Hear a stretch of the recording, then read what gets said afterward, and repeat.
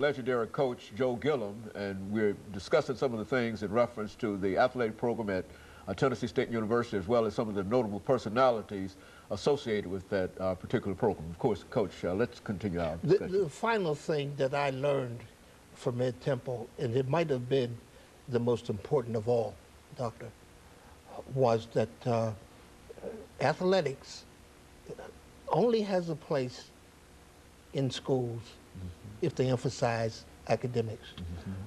Now, if the athletics are not emphasized, then there's no place for athletics in the academic program.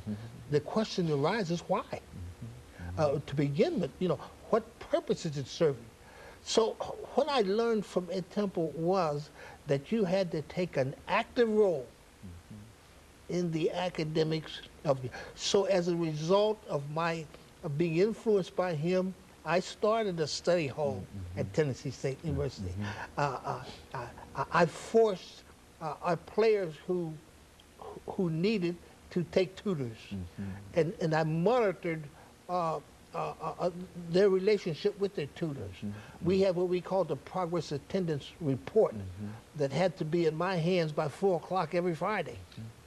And this attendance report let us know how our players were doing, whether or not they missed classes. And the simple fact of attending class. And attending classes, whether or not they were behaving properly in classes, and all of these things.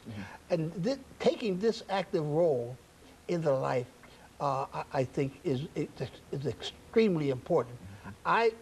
Today, if I looked out over our state of Tennessee, I relate Pat Summitt and Ed Temple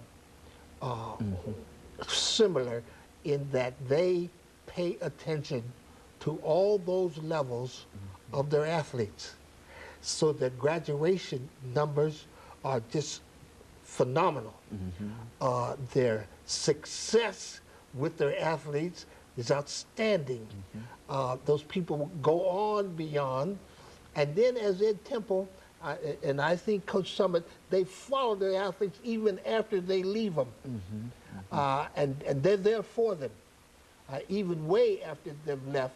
But they do an outstanding job. I think that a youngster between 17 and 23 in college, they're making decisions that are that affect the rest of their lives. But the problem is, these are the first times that those young people have an opportunity to make this. Before this, their parents made all of the important decisions in their life. Now, all of a sudden, these youngsters are making life-affecting decisions with minimal background experience in making these kinds of decisions. So now you're going to have problems, and you're going to have mistakes, because there's a learning process that has to go along with making life-important decisions. I'm really interested in the situation there with Pac-Man, because my experience tells me this, Doctor, that if a youngster comes to you from a situation that has not had the discipline, that is a poverty situation, that has not had the tutoring and the leadership, you can't leave those to their own devices. These kinds of youngsters must be handled with a short leash. They must be handled in a serious, no joking kind of thing, because there's so much that needs to be done in their lives. Now, you can't leave them to their own devices. You can't be, well, I guess, easy with them. You must be fair. You must be honest.